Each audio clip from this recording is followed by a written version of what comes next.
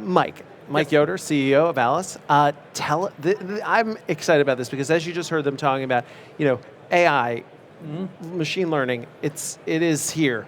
And earlier today, the Irvine Company showed us a sort of a thing that they had developed called Pepper, which is working at Fashion Island here in Newport Beach. Tell us about Alice, and do they have any slides or anything to show us of the product? I think we've got a demonstration video that can terrific. just sort of play in the background. Behind us? Sure. And so, Alice is a way to automate a lobby, right? So it's a way for commercial companies to put a kiosk or something in their lobby, and as people walk in, it actually greets them and helps visitors communicate with people in the building or at another location, as well as all kinds of different visitor management types. Now, I just saw a little video of that. Is the person who interacts with the live person, is that a human who's being videotaped? Is it so Alice is played by a human actor? Yeah. So right now, what you're seeing is a pre-recorded video clip, and that plays as a welcome message and instruction. But then they actually connect with a live person. So this is an employee using a Cisco video phone at their desk. Okay. And they can actually communicate with the person in the lobby using that video phone. I see. So the virtual receptionist at a certain point just connects you to an actual human. Exactly, yeah. So it's sort of a combination of a, like I say, pre-recorded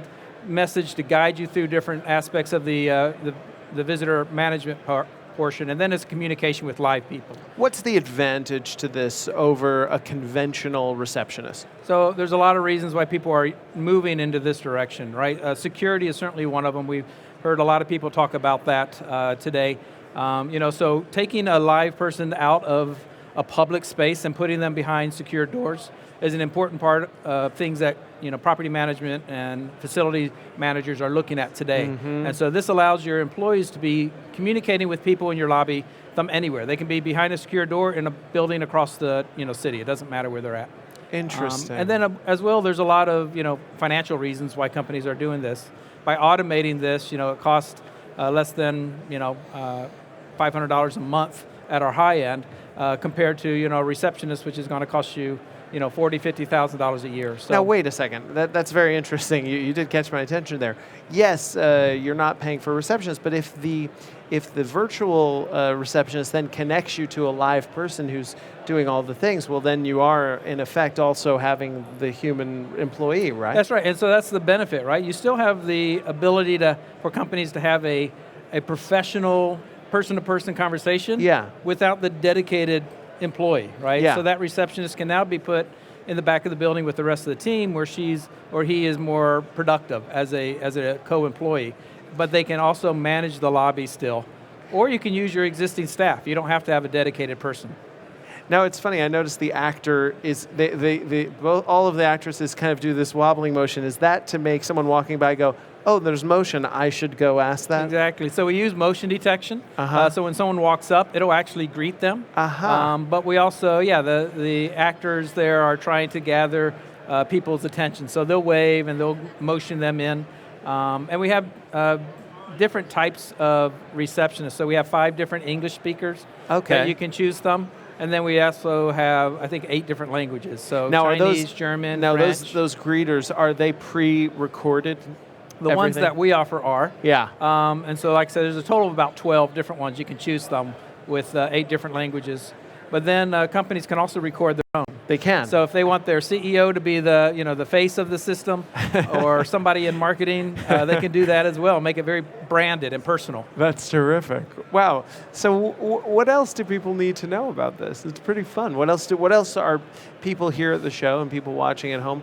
What else don't they know about using a virtual receptionist? Well, I think when it comes to visitor management and automating your lobby, a lot of companies are looking at the things that are kind of obvious, which is the visitor check-in, the badges, managing those people as they come in the building.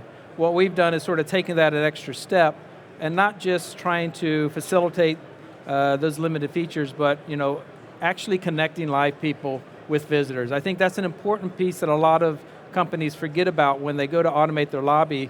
is how visitors will react when they walk into the building, right? If yeah. they're not greeted, if it's just a sign, Right. then it's not going to be the experience that a company wants to get out there. So with the Alice system, it greets them, it instructs them what to do, it actually connects them with a live person, and so they can keep that professional, high quality experience without having someone physically located there. Is it an annual subscription? It's a subscription-based service. So they purchase the hardware, and then they've got 3 subscriptions, basic, premium, enterprise. They can choose them depending on the features that they need. And it does do, at the enterprise level, integrations with IP phone systems like Cisco and Avaya, Microsoft Link, as well as Active Directory. So a lot of the enterprise class technologies that they've already implemented will tie right into what Alice is doing. Very cool. Where do you see this going? What's Alice 3.0? What's next? So we're really working right now on a lot of very security-focused features. So with the check-in process, what we have planned for fourth quarter this year will be ID scanning, so driver's license, passport, validation of those IDs, so make sure it's not a fraud ID. Also, we'll be doing database background lookups. So as somebody is checking in, it'll actually be able to do lookups to like government terrorist watch lists. For schools, we'll be looking up sexual predator list. Oh, wow. And those things will be done in real time so that when the person's checking in at the kiosk, it'll be able to send a notification to the appropriate person in the building who can then look into that particular alert. If someone was considering automating their lobby, but they're on the bubble about it, they go, well, it's new, and what would you say to them? We do find, because it is somewhat new, it's becoming more common, but we do find people like, I don't know how my visitors would respond to this, or my employees. And what we find is we have a very positive response. So we do offer customers the ability to do like a 2-week trial, so they can actually try it out and see how it works. And almost inevitably, they're very happy with the system. Once they put it in place, it kind of stays there. So. That's great. Well, I've got a little time before Lisa Stanley, who's my next guest from Oscar, comes up here. So I'll just ask you, of all of the things that you've seen so far today at the show, the ideas that have been discussed, what's impressed you the most? What's one of the things that have really hit you? There's really a lot to like, but what I really kind of gravitated towards is the security robotics and the drones and those type of things. Yeah.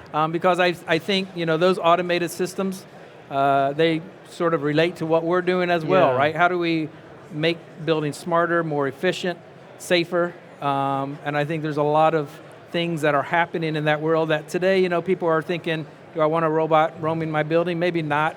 Everybody needs that today, but I think those type of technologies will become common.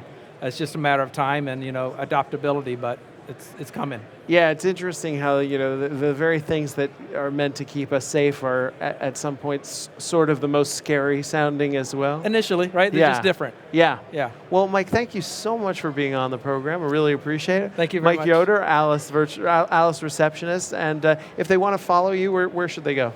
So AliceReceptionist.com is the website. The Twitter account is Alice Receptionist, or @Alice Receptionist, so any one of those places. Terrific. Thank you so much. Thank you.